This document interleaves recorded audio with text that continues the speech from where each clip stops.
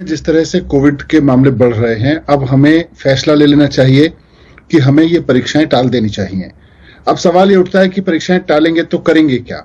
उसके लिए बहुत सारे विकल्प हैं। उसके लिए ये भी विकल्प है कि ऑनलाइन परीक्षा कराई जा सकती है। उसके लिए ये भी विकल्प है कि जो कंटिन्यूस असेसमेंट की थ्योरी, कंटिन्यूस असेसमेंट की प्रैक्टिस सारी दुनिया में अडॉप्ट होती है, वो अडॉप्ट की जा सकती है। हम ही एक देश हैं, दुनिया के बड़े देशों में अगर बात करें तो हम ही एक देश हैं जो अपने बच्चों को साल के अंत में 3 घंटे की परीक्षा लेके पास करते हैं। बाकी सब लोग बच्चों का कंटिन्यूस असेसमेंट करते हैं और उसके बेस पर अगले क्लास में प्रमोट करते हैं। तो कोविड के वक्त में हम वो तरीका भी अपना सकते हैं। तो हमारे पास विकल्प तो बहुत हैं, पर एक बार ये हमें स्वीकार हो कि हम अपने बच्चों को परीक्षा केंद्र पर भेजें और परीक्षा केंद्रों को कोविड का हॉटस्पॉट बनाएं। ये रिस्क हमें लेना है कि नहीं लेना? हमारे हिसाब से नहीं लेना चाहिए। नहीं मनीष जी, देखिए इसमें कई दलीलें दी गई। मेरे ख्याल से आप क्योंकि सरकार में हैं, आपके सामने भी ये दलीलें आई होंगी।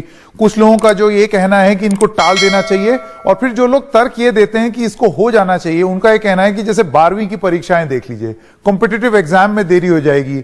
इन एनी केस ये पीछे चल रहा है, इम्तिहान जो है वो मई में कभी नहीं होते, तो ऐसे ही वो लोग पीछे चल रहे हैं और पीछे हो जाएंगे।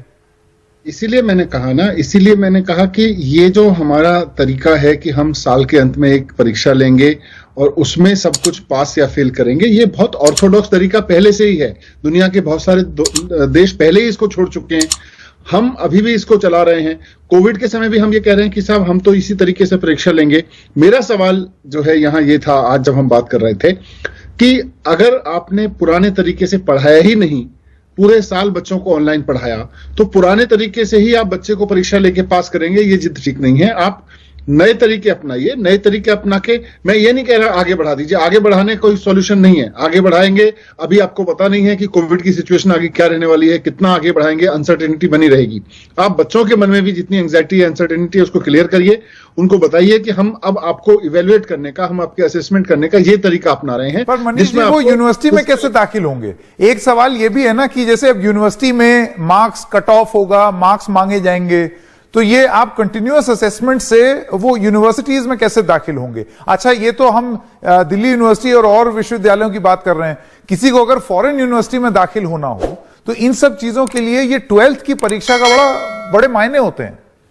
फॉरेन यूनिवर्सिटीज के लिए तो खास तौर से 12th की परीक्षा में आने वाले ग्रेड्स बिल्कुल मायने नहीं रखते। वो आपका एक अलग तरीके से असेसमेंट करते हैं।